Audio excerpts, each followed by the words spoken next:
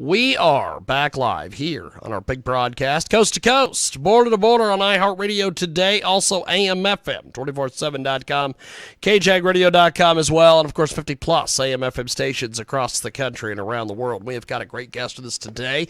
Go ahead and introduce yourself, my friend. Tell us what about yourself.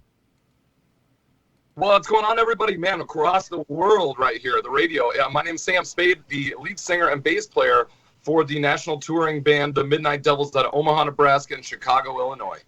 That is pretty damn awesome. Tell us a little bit about how you guys got started as a group. We started right here in Nebraska. Actually, the band kind of started out of the ashes of another 80s hair metal tribute band. And me and the guitar player, Chris Heinlein, Sniper, we joined forces with none other than Mr. Jimmy Mess out of Chicago, Illinois. And we basically started touring around like punk rock style touring, where we play house shows, church basements, anything and everywhere that would have us. And we took it all the way out to California and back. And, we thought, man, this works so well. Nobody's doing this. Nobody is putting on the lipstick, putting on the glitter, and really bringing a show, bringing power-packed rock and roll boogie woogie. It just works so well that we decided, let's keep going. Let's keep doing this and do it our way.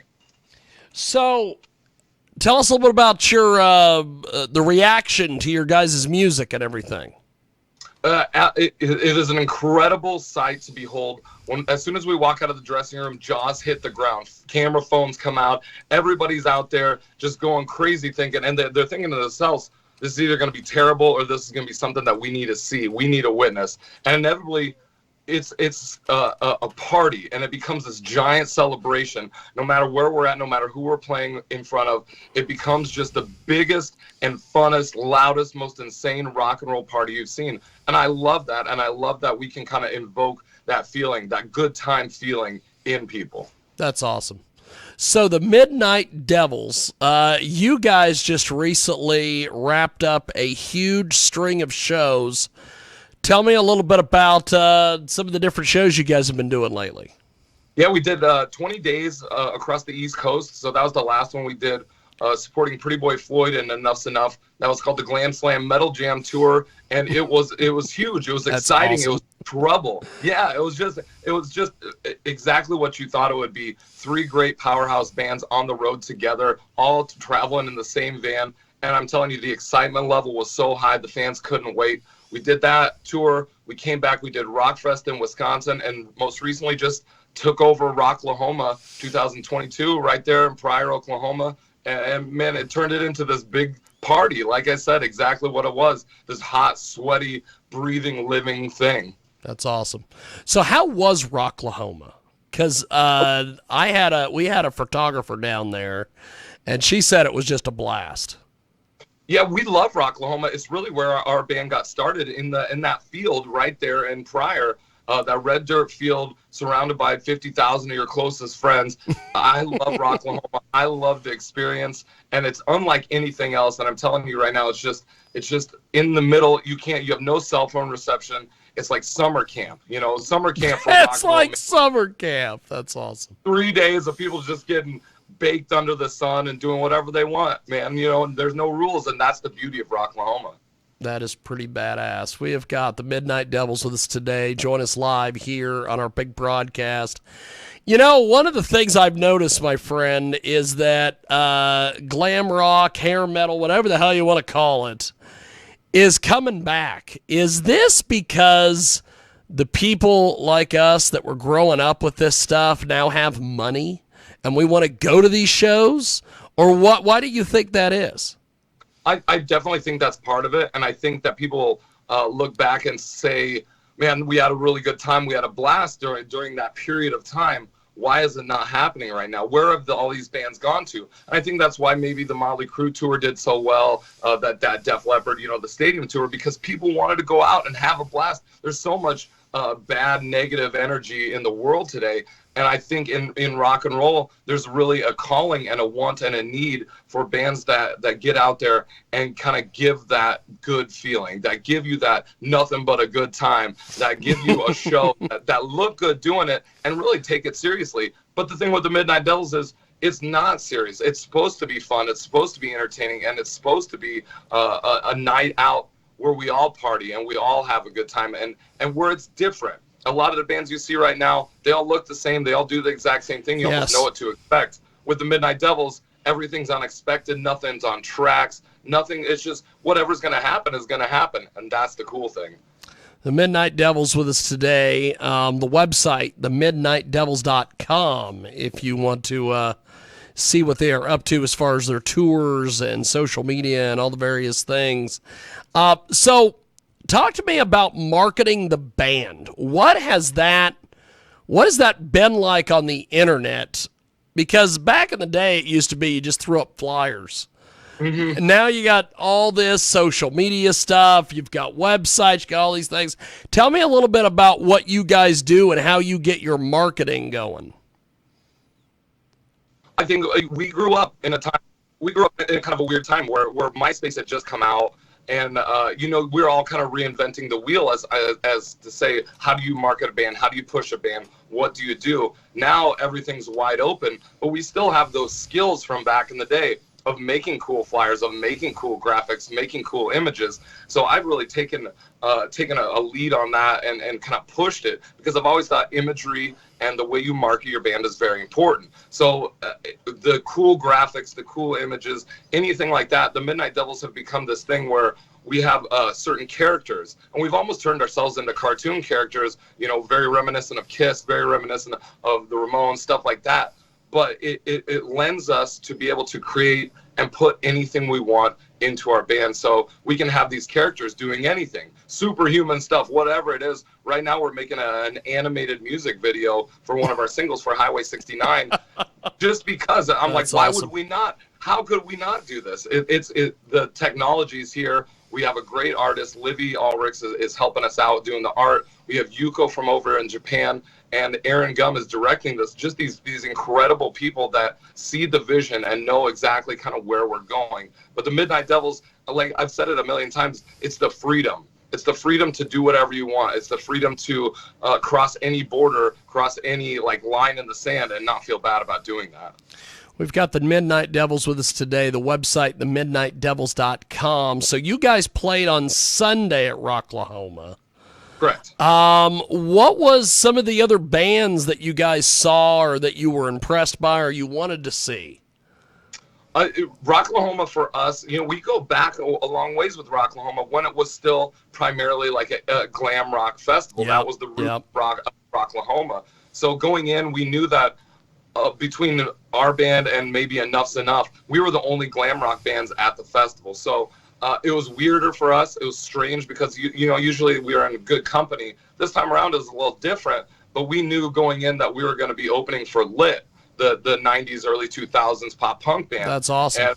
And, kind of fans of their band. Little did we know that they would go on and just completely tear the house down, and we'd become friends based on our same music, our love for Elvis Presley, our love for Kiss, like these bands that we grew up on. Lit happened to grow up on them too, and so we got to be like close friends with those guys, which made their show to us even better. Completely blew us away. I'm telling you, Lit was one of those bands that just was a showstopper. It was 120 degrees, 4 o'clock in the afternoon. This tent was like a nuclear reactor of people and just energy just bouncing, and I'd never seen anything like it. Lit by far blew me away as the best band at Rocklahoma. That's awesome.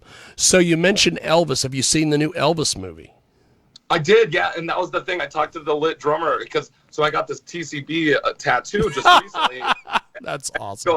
He goes, "Oh, I got one too," and he showed me his. So I'm like, "We are immediately best friends now." And I go, "We're immediately best friends now." That's awesome. Did you see the movie? And he goes, "Yeah, I saw it." I go, "I know, it's like a bunch of grown men sitting around a movie theater just crying, right?" And he's like, "Yeah, dude, I was crying too." So yes, the short answer is yes, and I loved it. That's awesome. That's awesome. The Midnight Devils with us today. They are live with us. TheMidnightDevils.com is their official website.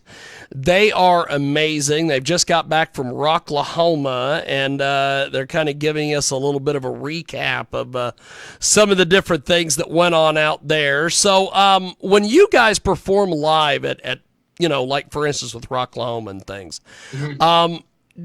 do you make new fans and have people just go, oh my God, I've never heard of you guys before until now? Or is it just because everybody's plugged in with the phones and social media and everything? People already know who the hell you guys are when you get there. It was a little bit of both. I'll tell you this, like us walking through we would get dressed up and walk through the festival just to talk to people and see what's going on, looking for trouble. Right. That's right. And people would be like, oh, the Midnight Devils, I saw your guys' video, the Working for the Weekend video with the kind of the SNL Patrick Swayze, yes. Chris. People were like, I saw the video, I loved it, I absolutely loved it. So it was a mixture of that. And then, playing these festivals is like a big shotgun blast. You reach a wide audience. You go through a lot of hell, I should say, a lot of work to get to Rocklahoma to do that show for 30 minutes.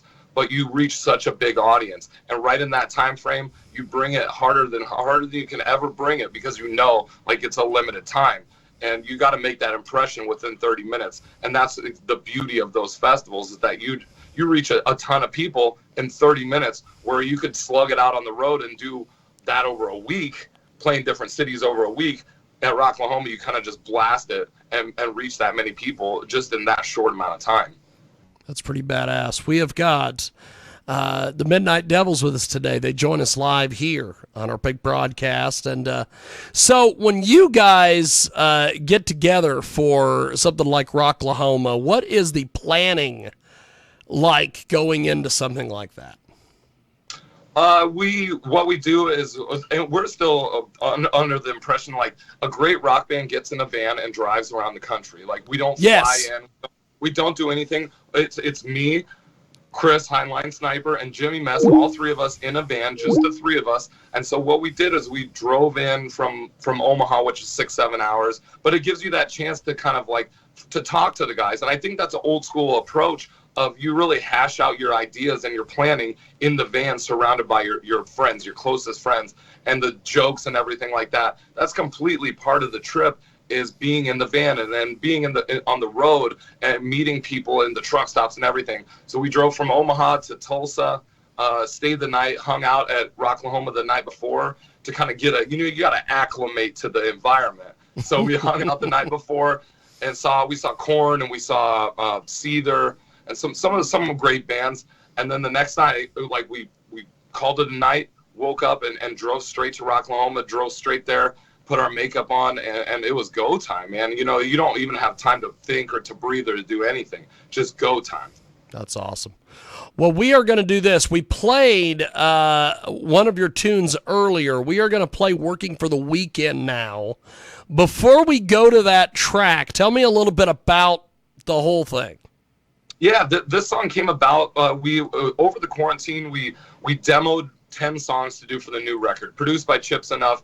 So we take those 10 songs, we go to Chicago, and we go to Chip's house, and he goes, bro, I love the songs, but the record label, they want a cover song for the single. And I'm like, oh my gosh, what are we going to do?